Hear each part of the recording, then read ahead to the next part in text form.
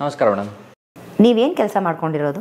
Madam, ನಾನು ದೇವಸ್ಥಾನದಲ್ಲಿ ಕೆಲಸದಲ್ಲಿದ್ದೇನೆ. ಅಂದರೆ ದೇವಸ್ಥಾನದ ಅಕೌಂಟೆಂಟ್ ಆಗಿ ಕಾರ್ಯನಿರ್ವಹಿಸುತ್ತಿದ್ದೇನೆ ಇವತ್ತಿನವರೆಗೂ. ಸೌಜನ್ಯ ನಾಪತ್ತೆ ಆದಾಗ ನೀವೆಲ್ಲಿದ್ರಿ? ಕೆಲಸ ಕೊಟ್ಟಿದ್ದಾರೆ ದೇವಸ್ಥಾನ ವತಿಯಿಂದ. ನಾನು ನನ್ನ ಆಫೀಸಲ್ಲಿ ಸಂಜೆ 6 ಗಂಟೆವರೆಗೆ ಕೆಲಸ ಮಾಡಿದ್ದೇನೆ. ಅವತ್ತು 9ನೇ ತಾರೀಕಿನ ಅವತ್ತು 6 ಗಂಟೆ ನಂತರ ನನ್ನ ಚಿಕ್ಕಪ್ಪನ ಸ್ಟುಡಿಯೋ ಬಾಹುಬಲಿ ಬೆಟ್ಟದಲ್ಲಿದೆ. ಅಲ್ಲಿ ನಾನು ಪಾರ್ಟ್ ಟೈಮ್ ಆಗಿ ಅಲ್ಲಿ ಕೆಲಸ ಮಾಡ್ತೇನೆ. ಅಲ್ಲಿ ನಾನು 6 ಗಂಟೆಯಿಂದ 7 ಗಂಟೆವರೆಗೆ ಕೆಲಸ ಮಾಡಿ ಮಾಮೂಲಿ 7 ಗಂಟೆಗೆ ಕ್ಲೋಸ್ ಮಾಡಿಕೊಂಡು ಕೆಳಗೆ ಬಂದಿದ್ದೇನೆ. ಅವತ್ತು ಘಟನೆ ನಡೆದಾಗ ನೀವು ಅಲ್ಲಿದ್ರಿ ಅಂತ ಸೌಜನ್ಯ ಅವರ ಚಿಕ್ಕಮ್ಮ ಯಶೋಧ ಅವರು ಆರೋಪ ಮಾಡ್ತಾ ಇದ್ದಾರೆ. ಅದು ಅಲ್ಲದೆ ನೀವು ಅವರ ಕ್ಲಾಸ್ಮೇಟು ಅಂತ ಕೂಡ ಅಂತ ಇದ್ದಾರೆ, ಹೌದಾ? ಮೇಡಮ್, ನಾನು ಇವತ್ತಿನವರೆಗೂ ಸೌಜನ್ಯ ಚಿಕ್ಕಮ್ಮ ಹೇಳುವ ಹೆಸರಿನವರು ಯಶೋಧ ಅಂತ ಇವತ್ತಿನವರೆಗೂ ನಾನು ಅವರನ್ನು ನೋಡಲಿಲ್ಲ. ಅದಲ್ಲದೆ ಅವರು ನನ್ನ ಕ್ಲಾಸ್ಮೇಟ್ ಹೇಳ್ತಾರೆ. ನನಗೆ ನೆನಪಿರುವ ಪ್ರಕಾರ ಅವರು ನನ್ನ ಕ್ಲಾಸ್ಮೇಟ್ ಅಲ್ಲ. ನಾನು ತಿಳಿದ ಪ್ರಕಾರ ಅವರು ನನಗಿಂತ 8-9 ವರ್ಷ ದೊಡ್ಡವರು ನನ್ನಿಂದ. ಅವರು 2ನೇ ಕ್ಲಾಸಲ್ಲಿ ಇರುವಾಗ ನಾನು ಹುಟ್ಟಿರೋದು. ಅವರು 1978ರಲ್ಲಿ ಹುಟ್ಟಿರೋದು ಅಂತ ನನಗೆ ತಿಳಿದು ಬಂತು. ನಾನು 1986ರಲ್ಲಿ ಹುಟ್ಟಿದ್ದೇನೆ. ಅವರ ಏನು ಸುಳ್ಳುಗಳ ಸರಮಾಲೆ ಅಂತ ಹೇಳೋದು ಇಲ್ಲಿಂದನೇ ಸ್ಟಾರ್ಟ್ ಆಗಿದೆ. ಸುಳ್ಳು ಹೇಳಿದ್ರು, ನಾನು ಕ್ಲಾಸ್ಮೇಟು, ನನ್ನನ್ನು ಅಲ್ಲಿ ನೋಡಿದ್ದಾರೆ, ಇಲ್ಲಿ ನೋಡಿದ್ದಾರೆ, ಹಾಗೆ ಹೀಗೆ ಅಂತೇಳಿ ಸುಮ್ಮನೆ ಹೇಳಿದ್ದಾರೆ. ನಿಮ್ಮ ಮೇಲೆ ತನಿಖೆ ನಡೆಸಬೇಡಿ ಅಂತ ನೀವು 3 ಜನ ಕೋರ್ಟಿಂದ ಸ್ಟೇ ತಂದಿದ್ದೀರಾ. ಯಾಕೆ? ಇದು ನಿಮ್ಮ ಮೇಲೆ ಅನುಮಾನ ತರೋದಿಲ್ವಾ ಜನರಲ್ಲಿ?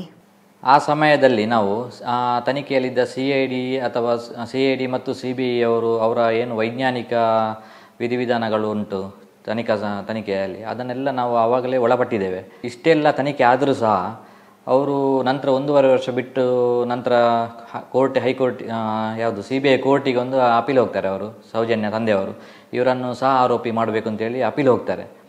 ಅಪೀಲ್ ಹೋದ ನಂತರ ನಮಗೆ ಒಂದು ಸಮನ್ಸ್ ಬರ್ತದೆ ಕೋರ್ಟಿಂದ.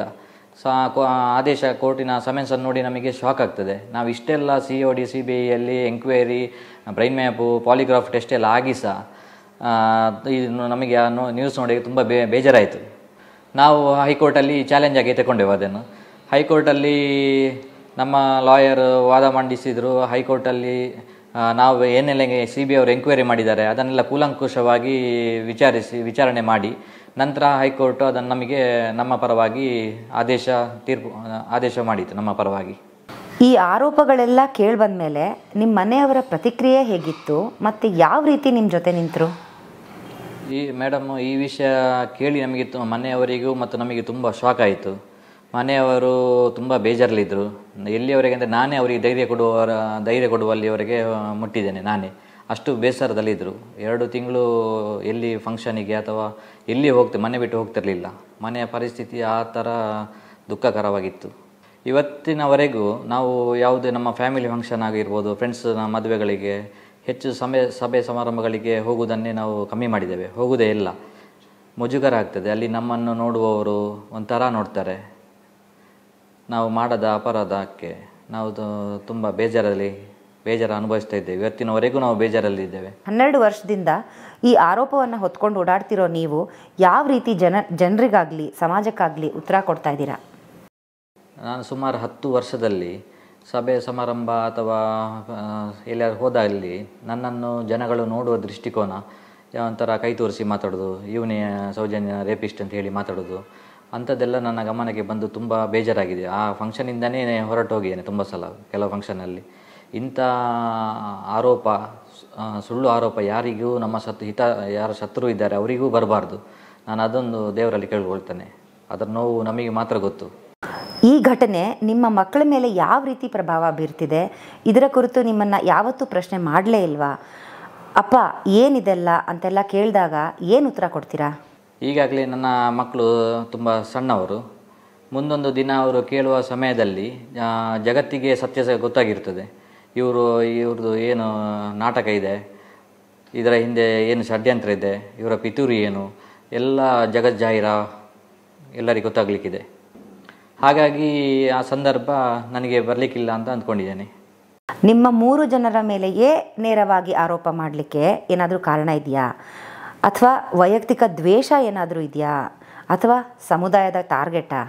ವೈಯಕ್ತಿಕ ದ್ವೇಷ ಅಂತ ನನ್ನ ಮೇಲೆ ಇವತ್ತಿನವರೆಗೆ ಯಾರಲ್ಲಿ ಇಲ್ಲ. ಮತ್ತು ನಮ್ಮ 3 ಜನರ ಹೆಸರು ಹೇಳಿದ್ದಾರೆ. ಯಾಕೆ ಹೇಳಿದ್ದಾರೆ ಅಂತ ಸಹ ನನಗೆ ಇವತ್ತಿನವರೆಗೂ ತಿಳಿಯದ ವಿಷಯ. ಅದು ನಮ್ಮ ಮೇಲೆ ಯಾರು ಆರೋಪ ಮಾಡಿದ್ದಾರೆ ಅವ್ರ ಹತ್ರನೇ ಕೇಳಬೇಕಾಗ್ತದೆ.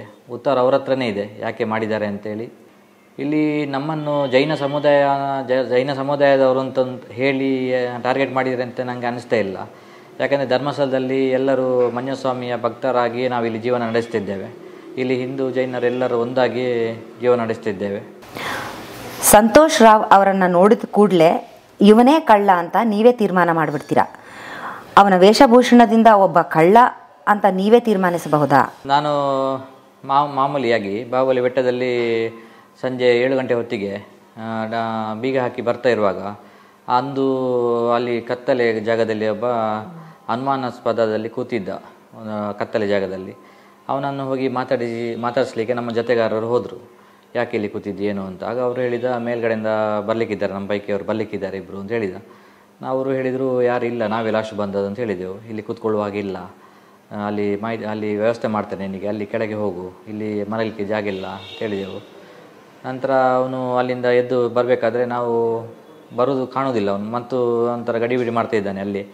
ನಂತರ ನಾವು ಸಂಬಂಧಪಟ್ಟವರಿಗೆ ಫೋನ್ ಮಾಡಿದೆವು, ಇದು ವಿಷಯ ಹೀಗೆ ಪೊಲೀಸ್ನವ್ರಿಗೆ ಹೇಳಿದರೆ ಒಳ್ಳೆಯದು ಅಂತ ಹೇಳಿದಾಗ, ನಾವು ಮಾತಾಡೋದ್ರಲ್ಲಿ ಅವನು ಅದನ್ನು ಗ್ರಹಿಸ್ಕೊಂಡು ಆ ಪೊಲೀಸ್ ಇದು ಹೆಸರು ತಿಳ್ಕೊಂಡು ಅವನು ಓಡಿದ, ನಮ್ಮನ್ನು ಬಿಟ್ಟು ಓಡಿದ. ಆ ಹೊತ್ತಿಗೆ ಅಲ್ಲಿ ಸಾರ್ವಜನಿಕರೇ ಸೇರಿಕೊಂಡು ಅವನನ್ನು ಹಿಡಿದರು. ನಾವಾಗಿ ಏನು ಕಳ್ಳ ಅಂತ ಅವನು ಇದು ಮಾಡಿದಲ್ಲ. ಮತ್ತು ಮರುದಿನವೇ ನಮಗೆ ಅದು ಪೊಲೀಸ್ ಎಂಕ್ವೈರಿಯಿಂದನೇ ಗೊತ್ತಾಗಿದ್ದು, ಇವನು ಈ ಕೇಸಿಗೆ ಸಂಬಂಧಪಟ್ಟವನು ಅಂತೇಳಿ. ನಿಶ್ಚಲ್ ಹಾಗೂ ನಿಮ್ಮ ಮಧ್ಯೆ ಏನಾದರೂ ಫ್ರೆಂಡ್ಶಿಪ್ ಇದೆಯಾ? ಯಾವ ರೀತಿ ಸಂಬಂಧ ಇದೆ ನಿಮಗೂ ಅವ್ರಿಗೂ? ನಿಶ್ಚಲ್ ಅವರು ನಮ್ಮ ದಣಿಗಳವರ ಮಗ ಆದ ಕಾರಣ ನನಗೆ ಮತ್ತು ಅವರಿಗೆ ಏನು ಫ್ರೆಂಡ್ಶಿಪ್ ಏನಿರಲಿಲ್ಲ. ದಣಿಗಳ ಮಗ ನನಗೆ ದನಿಯೇ, ನಾನು ಅವರ ಕೆಲಸದವನು, ಅದು ಮಾತ್ರ ಸಂಬಂಧ, ಬಿಟ್ಟರೆ ಬೇರೇನೂ ಇದಿಲ್ಲ. ಅವರು ಆ ಟೈಮಲ್ಲಿ ಊರಲ್ಲೇ ಇರಲಿಲ್ಲ, ಅವರು ಅಮೇರಿಕಾದಲ್ಲಿದ್ದರು, ಸ್ಟಡಿಗೆ ಎಜುಕೇಷನ್ಗೆ ಪರ್ಪಸ್ ಅಮೇರಿಕಾಗೆ ಹೋಗಿದ್ದರು. ನಿಮ್ಮನ್ನು ಪೊಲೀಸರು ತನಿಖೆನೇ ಮಾಡಲಿಲ್ಲ ಅಂತ ಒಂದು ಅಪವಾದ ಕೇಳಿಬರ್ತಾ ಇದೆ, ಏನು ಹೇಳ್ತೀರಿ ಇದ್ರ ಬಗ್ಗೆ? ಯಾವ ರೀತಿ ತನಿಖೆ ಮಾಡಿದ್ರು? ನಾವು ಪೊಲೀಸು, CID, CBI ಎಲ್ಲ ತನಿಖೆಗಳಿಗೆ, ಅವರ ವೈಜ್ಞಾನಿಕ ತನಿಖೆಗಳಿಗೆ ಒಳಪಟ್ಟಿದ್ದೇವೆ. ಆದರೂ ಸಹ ಎಲ್ಲಿ ಬೀದಿ ನಾಟಕದಾಗಿ ಎಲ್ಲೆಲ್ಲಿ ನಕಲಿ ಹೋರಾಟಗಾರರು ಸುಮ್ಮನೆ ನಮ್ಮ ಹೆಸರುಗಳನ್ನು ಹೇಳ್ತಾ ನಮ್ಮ ಮೇಲೆ ಆರೋಪ ಮಾಡ್ತಿದ್ದಾರೆ. ಅವರು ಜನಗಳ ದಾರಿ ತಪ್ಪಿಸ್ತಾ ಇದ್ದಾರೆ. ಇದರಿಂದಾಗಿ ನಾವು ಈಗಾಗಲೇ ಯಾವುದೆಲ್ಲ ತನಿಖೆ ಆಗಿದೆ ಅಂತ ಹೇಳೋದು ಎಲ್ಲ CBI ಅವರ ದಾಖಲೆಯಲ್ಲಿ ಇದೆ. ಒಟ್ಟಾರೆ ಈ ರೀತಿ ಆರೋಪಗಳು ಬಂದಾಗ ನೀವೇನು ಹೇಳೋಕ್ಕೆ ಇಷ್ಟಪಡ್ತೀರಾ? ನಿಮಗೆ ಯಾರ ಮೇಲೆ ಅನುಮಾನ ಇದೆ? ನನಗೆ ಯಾರ ಮೇಲೆ ಅನುಮಾನ ಇಲ್ಲ ಮೇಡಮ್. ಇಂಥ ಪರಿಸ್ಥಿತಿ ನನ್ನ ಶತ್ರುವಿಗೂ ಬರಬಾರದು. ಈ ಘಟನೆಯನ್ನು ನೋಡುವಾಗ ಪೂರ್ವ ನಿಯೋಜಿತ ಷಡ್ಯಂತ್ರ ಅಥವಾ ಪಿತೂರು ಅಂತ ಹೇಳ್ಬೋದು. ಕ್ಷೇತ್ರಕ್ಕೆ ಕಳಂಕ ತರುವ ಪ್ರಯತ್ನ ಅಂತ ಕಾಣ್ತಾ ಇದೆ ನನಗೆ. ಧರ್ಮಸ್ಥಳದ ಧರ್ಮಾಧಿಕಾರಿಗಳು ನಿಮ್ಮ ಬೆನ್ನಿಗೆ ಸಪೋರ್ಟಿಗೆ ನಿಂತಿದ್ದಾರೆ ಅನ್ನೋದು ಕೂಡ ಒಂದು ಅಪವಾದ ಇದೆ, ಅಥವಾ ಆ ಥರದ ಒಂದು ಮಾತು ಕೇಳಿಬರ್ತಾ ಇದೆ. ಇದು ನಿಜಾನಾ? ಇದಕ್ಕೇನು ಹೇಳ್ತೀರಾ? ಇಂಥ ಕೆಟ್ಟ ಕೆಲಸಕ್ಕೆ ಪೂಜ್ಯರು ಯಾವತ್ತಿಗೂ ಸಪೋರ್ಟು ಮಾಡೋದಿಲ್ಲ. ಇದು ಜಗತ್ತಿಗೆ ಗೊತ್ತಿರುವ ಸತ್ಯ. ಈಗ ಒಂದು ವೇಳೆ ನೀವೇನಾದರೂ ಸೌಜನ್ಯಾಳ ಅಣ್ಣನೋ ತಮ್ಮನೋ ಆಗಿದ್ದರೆ ಯಾವ ರೀತಿ ಹೋರಾಟ ಮಾಡ್ತಿದ್ರಿ? ನಿಮ್ಮ ಪ್ರತಿಕ್ರಿಯೆ ಏನಾಗಿರ್ತಿತ್ತು ಆವಾಗ? ನಾನು ಸೌಜನ್ಯಾಳ ಸಹೋದರನ ಸ್ಥಾನದಲ್ಲಿ ಇರ್ತಿದ್ರೆ ನನಗೆ ದೇವರ ಮೇಲೆ ಮತ್ತು ನ್ಯಾಯಾಂಗದ ಮೇಲೆ ಪೂರ್ಣ ವಿಶ್ವಾಸ ಇದ್ದ ಕಾರಣ ನಾನು ನ್ಯಾಯಾಂಗ ಹೋರಾಟ ಮಾಡಿ ಸೌಜನ್ಯರಿಗೆ ನ್ಯಾಯ ಕೊಡಿಸ್ತಿದ್ದೆ ಹಾಗೂ ಆರೋಪಿಗೆ ತಕ್ಕ ಶಿಕ್ಷೆ ಆಗುವಂತೆ ನಾನು ಪ್ರಯತ್ನ ಪಡ್ತಿದ್ದೆ.